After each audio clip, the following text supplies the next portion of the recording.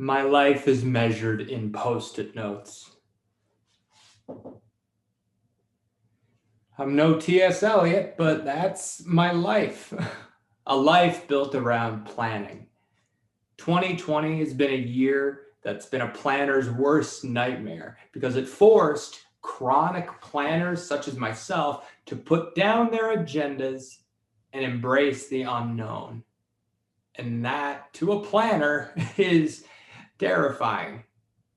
A fear of the unknown hasn't been my only hang-up that I faced this year. It's been my relationship with my partner, Sweet D. Now, I'm not saying things have been going bad. Quite the opposite. Things are going great. And we've been seeing each other for a few years now. And every time I look at her and see the way she smiles, the way she carries herself, the way she graces each new morning with a profound sense of joy and humility, I am overcome by a feeling of absolute dread. Let me explain. I'm happy. I know that. I know I'm happy, but my brain has skipped over the part where it lets myself feel happy, and I went straight from happy to the what if I screw it up part. And I can't blame my brain for doing that to me for a number of reasons. One, it's my brain. It's the one in charge. Two, I'm not used to being happy. So now that I have it, I'm not sure what to do with it. I feel like a parent coming home from the hospital with their baby going, what do I do with you now? And we're all very confused, especially the baby.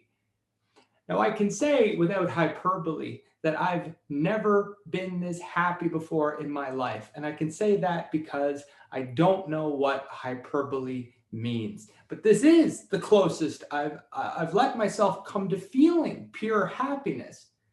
And I wish I could celebrate it. But my constant need to plan and to be in control has led me to fear happiness.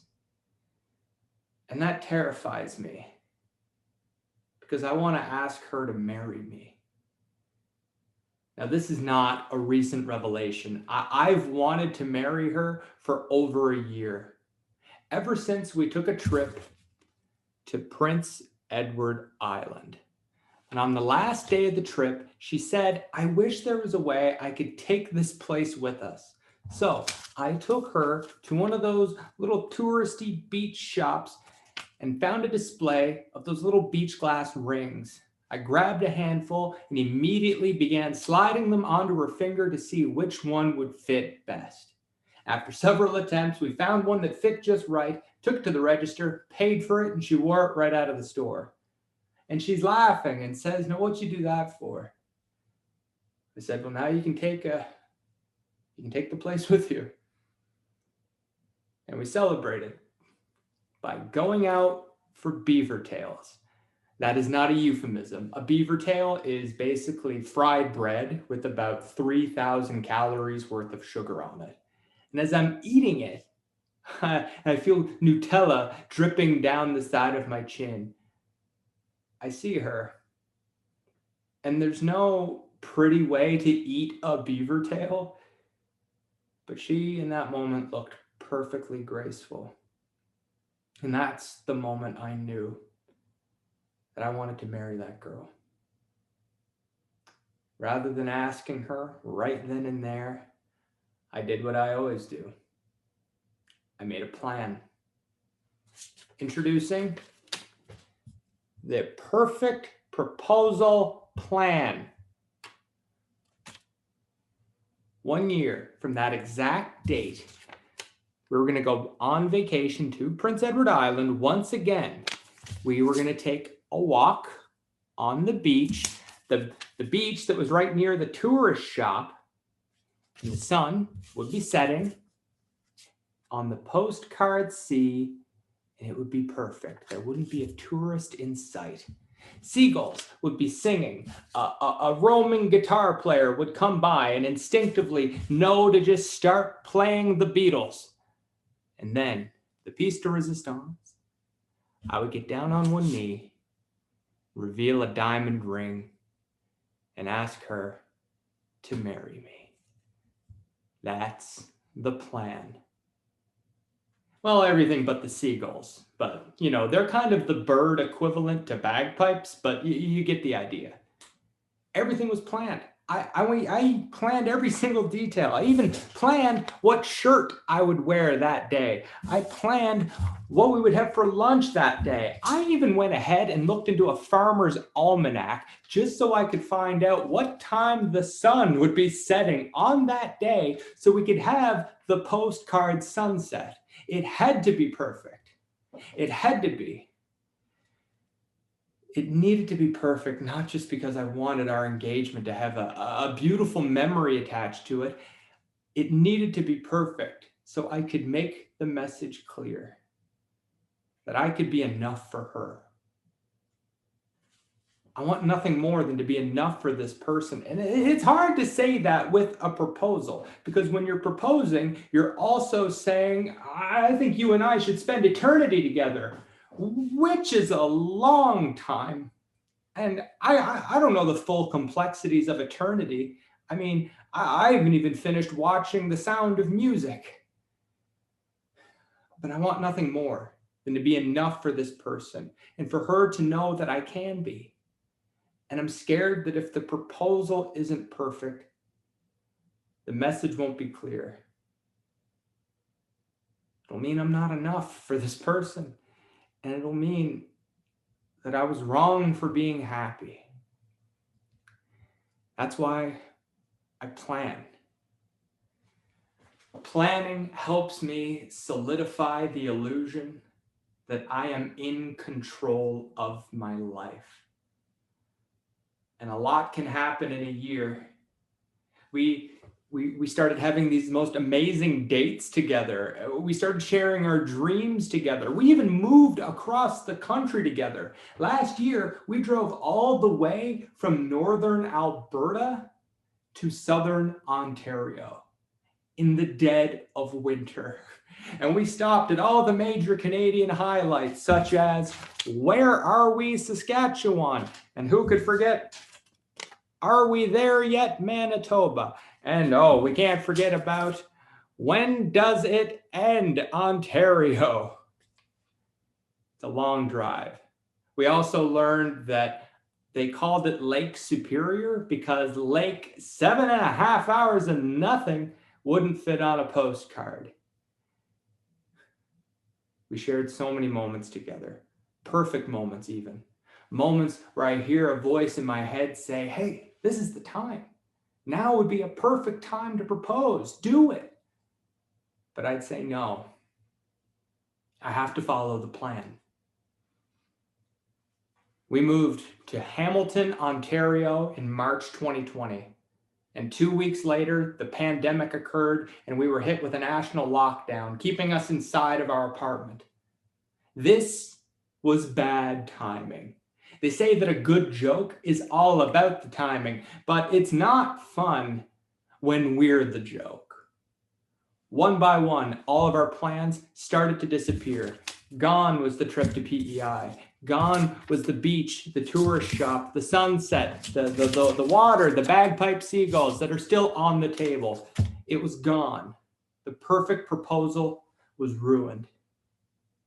Until summer comes and we've been stranded in our apartment for months of what feels like an endless pandemic. She got a job as an executive director. I started a podcast. So, we're equals.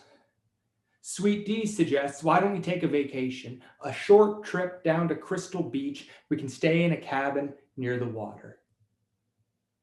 Beach. As soon as she says beach, I immediately think the plan is back on. The machine sounds of a factory suddenly returning to life are heard as the engines are blasting at full cylinders. Introducing the proposal plan, part 2. It's all coming together. Same plan, different location. We got the beach, check. The sand's not red, but still, check. Guitar player, Probably not. Seagulls. You know, we could do without the seagulls. Sunset. Definitely. The plan is back on. But there's one detail remaining. The ring. The most important part. How could I have a perfect proposal without the ring? So I start looking up different diamond shops in the area. And then I start thinking, wait, does she even want to get married? Like, we've talked about sharing our lives together, but marriage is a whole different ballgame. I shouldn't just assume that because we're happy together that she'd want to get married. Why get the government involved? If she doesn't want to get married, that makes this whole plan pointless. So I need a new plan.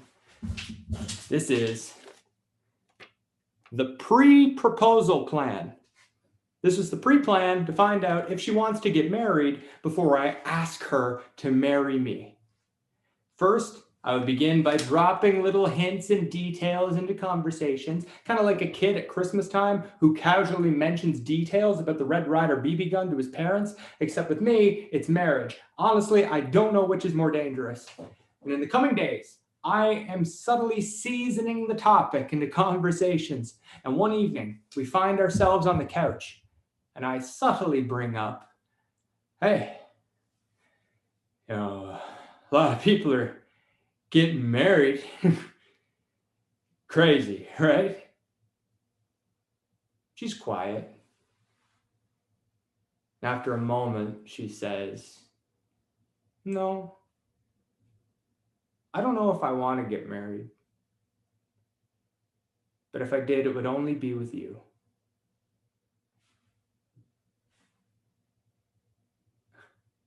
Sweet D has shared a profound moment of truth and deliberate vulnerability with me that I don't think I've ever seen in another human being. I look her in the eye and say, that is so beautiful. I have to go to the bathroom. So I get up and I run to the bathroom because I'm going to celebrate. It's a private victory celebration of the achievement of the pre-proposal plan. We did it. She wants to marry me. Now, all I have to do is ask. Everything will have worked out according to plan. Next stop, the beach. Until then, my only plan for the rest of the evening is go to the kitchen, grab some Nutella, return to the couch, have a snack before bed. I look in the mirror, I give myself a thumbs up, and I leave the bathroom. As I'm making my way to the kitchen, I spot Sweet D. She's lying on the floor, playing with her dog. And you might be thinking, oh, you mean your dog. You own it together. No, there's a big difference. It was her dog before I moved in, and the dog knows it. It's different if it were a kid. If it were a kid, I could maybe be the stepdad. But with a dog, I'm nothing. And I don't know what my relationship is to this dog. She's not mine. Like, if I'm introducing the both of them to people, I'm like, hey, this is Sweet D, my girlfriend. And this is Phoebe, my dog friend. The dog hasn't shown the slightest bit of interest in me since I began showing up at Sweet D's doorstep. But something about the way the two of them played on the floor together looked really free. I closed the kitchen cupboard and made my way over. In my head, I say, Nutella can wait, which, by the way, is the title of this memoir. I joined them on the floor. Normally, the dog wouldn't care, but at this time, she started licking my face like mad, and I'm laughing, going, what's going on here? Sweet D looks at me and says, I guess she loves you too. A moment of eternity passed between us. I say to her, you know, I want nothing more than to be enough for you. And she's quiet once again and says, you are enough for you.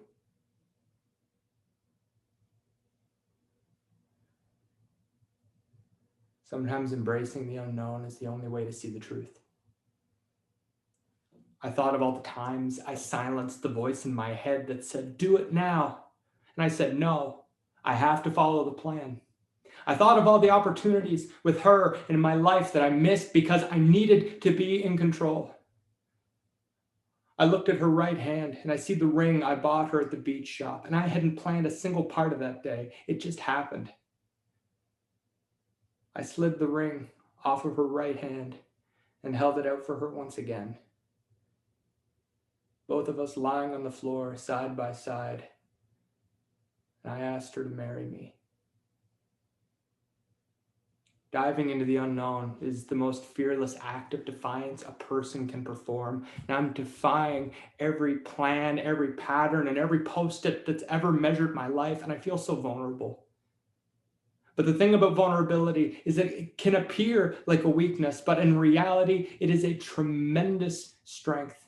And just like the journey of the hero, a dive into the unknown does not go unrewarded.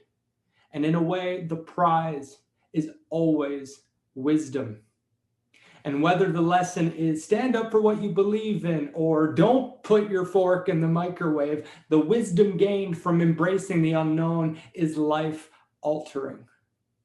And in my case, the reward was her answer. She said yes. Two things happened after that day. One, I went out and I bought her a proper ring, okay? Two, I started to relinquish control. For the first time in my life, I'm no longer worried about following a plan. And instead, I'm focusing on being present.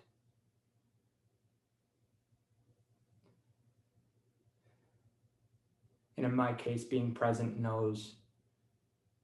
means knowing I can be enough for myself. Thank you.